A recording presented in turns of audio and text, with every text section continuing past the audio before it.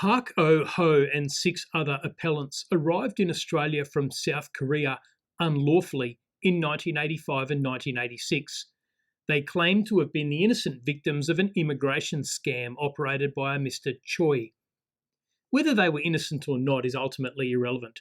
They were arrested towards the end of July 1986 and placed in immigration detention in Villawood in Sydney. On the 20th of August 1986, roughly a month after their detention, an order was made for their deportation. Normally, once a deportation order is made, arrangements are made to deport the person as soon as reasonably practicable. In this case, though, they remained in Villawood because the Directorate of Public Prosecutions planned to charge Mr. Choi, and prosecutors wanted Park Oh-ho and the others to be available to give evidence. If they were deported to Korea, or if they disappeared into the Australian community, they would not be available to give evidence. It's pretty easy to see how holding them in Villawood seemed sensible. The thing is that when a power is given to a public servant for a particular purpose, it can only be used for that purpose.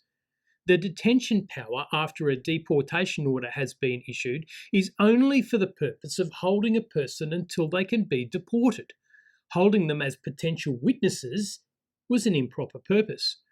In a joint judgment, 5 High Court judges said at the time he made the deportation orders, the official must have had in mind that the deportation orders would serve to authorise the detention of the appellants so that they could be kept in Australia to give evidence for the prosecution in the criminal proceedings against other persons.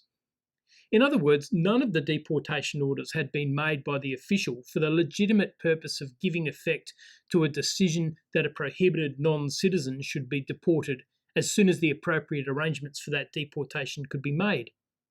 Each had been made for the impermissible purpose of detaining the particular appellant in custody in Australia so that his evidence would be available in the criminal proceedings. As a result, the deportation orders were null and void, and the appellants were being held in custody unlawfully.